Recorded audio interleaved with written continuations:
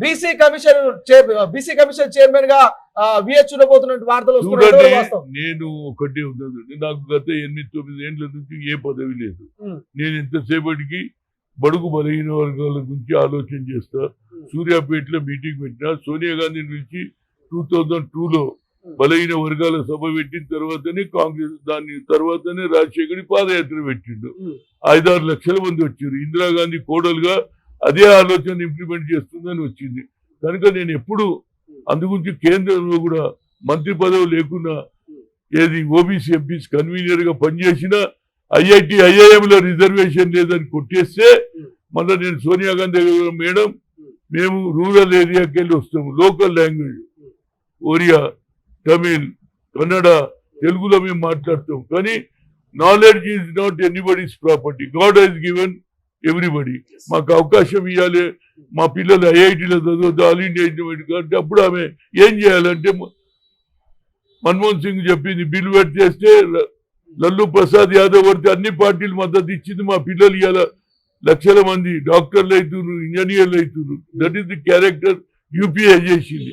అదేవిధంగా ఇవాళ రాహుల్ గాంధీ ఓబీసీలకు ఏది కులగన చేయాలని అంటున్నాడు, ఎక్స్రే అంటున్నాడు. కింది స్థాయిలో ఎస్సీ ఎస్టీ మైనార్టీలు ఏ విధంగా వాళ్ళ కులగన జరిగితే రాజకీయంగా వాళ్ళు కూడా వస్తున్నారు. 50% సీలింగ్ కూడా ఎత్తేస్తాను 9th షెడ్యూల్ తీసి అంటే ఆ ఆలోచన ఎవరికి రాలే. అగ్ర కులాల్లో పుట్టిన బడుగు బలైన వర్గాల గురించి ఆలోచన చేసే ఏకైక వ్యక్తి అది ఇందిరాగాంధీ కుటుంబమే. సోనియా గాంధీ కానీ రాజీవ్ గాంధీ కూడా, నేను పిసిసి ప్రెసిడెంట్ ఉన్నప్పుడు you make it executive as a social justice. 23 జిల్లాలు ఉంటే 18 జిల్లాలలో అగ్ర కులాల వాళ్ళే ఉందరు. కానీ నేను 50% చేసిన. అందుగురించి నాకు ఒకసారి అవకాశం వచ్చింది ముఖ్యమంత్రి, కానీ నన్ను కానియలేదు. ఇంకోసారి ఛాన్స్ వచ్చింది, ఆయననే వెళ్ళిపోయిండు.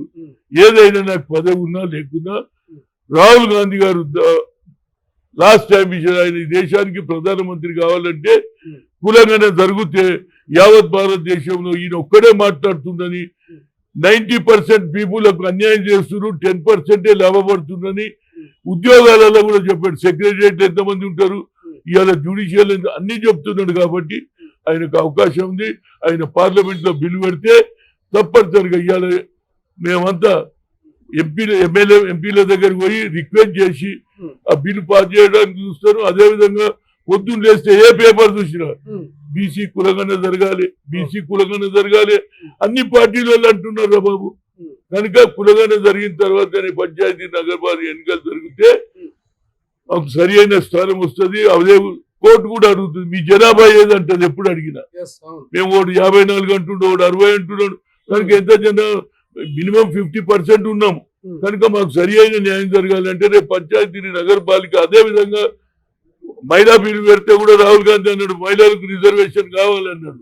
కనుక అగ్ర కులాల్లో పుట్టిన పేదవారి గురించి ఆలోచన చేసే ఆలోచన అది ఇందిరాగాంధీ కుటుంబంలోనే ఉన్నది. తప్పనిసరిగా రాహుల్ గాంధీ కులగన జయించాలి. మన దగ్గర మొదలు పెడితే మిగతా రాష్ట్రాలలో కూడా ఆల్రెడీ తమిళనాడులో 69% అన్నారు, బీహార్లో 67% అన్నారు. మన దగ్గర కూడా సరి అయిన న్యాయం జరిగితే రాజ్యాధికారంలో మా పాలు కూడా ఉంటుంది. మేము ఓట్లేసే మిషన్లు కాదు, మా ఓట్లతో ఎవడన్నా గెలుస్తాడు. కనుక ఇది జరిగితే రాహుల్ గాంధీ కూడా తప్పక దేశానికి ప్రధానమంత్రి అవుతాడు. ఫైనల్ ఒక మాట, రేవంత్ రెడ్డి ఢిల్లీకి పోయిండు, మంత్రివర్గ విస్తరణట్టు పిసిసి అధ్యక్షుడు నియామకం అంటారు, నామినేటెడ్ పోస్టులు అంటున్నారు. ప్రధానంగా పిసిసి అధ్యక్షుడు ఏ సామాజిక వర్గానికి ఇస్తే బాగుంటుంది? చూడండి, నేను మొదటి నుంచి చెప్పిన మెజార్టీ జనాభా ఉన్నటువంటి బీసీలకి ఇవ్వన్నా. ఎందుకంటే రాహుల్ గాంధీ అన్నాడు కూడా అదే, బడుగు బలైన ఓబీసీ కా బరాబర్ కడుతూ అంటుండు. కాబట్టి బీసీకి ఇవ్వాలని చెప్పాను. నేనైతే కంబైన్డ్ రాష్ట్రానికి పిసిసి అధ్యక్షుడు ఉన్నా, యూత్ కాంగ్రెస్ అధ్యక్షుడు ఉన్నా, ఎన్ఐసీలో తిరిగిన, నేను హైయెస్ట్ పోస్టు ముఖ్యమంత్రి పదవికి 2 సార్లు వచ్చిపోయిన నేను కాదు. ఎవరన్నా ఆర్గనైజేషన్కి వెళ్ళి వచ్చిన ఎవరికన్నా చేస్తే కమిట్మెంట్ ఉంటుంది అని నా కోరిక. కానీ మరి హైకమాండ్ ఎవరిని చేస్తుందో నేను చెప్పలేను, ఆయన ఎవరు చేస్తారో నేను ఊహాగానం చెప్పలేను. కానీ నా కమిట్మెంట్ ఫర్ వీకర్ సెక్షన్ లో జనాభా ఎక్కువ ఉన్నటువంటి జనానికి ఇస్తే పార్టీ బలపడుతుంది అనేది నా ఉద్దేశం. అసలైన తొలి వెలుగు. ఫాలో వాట్సాప్ @తొలి వెలుగు official.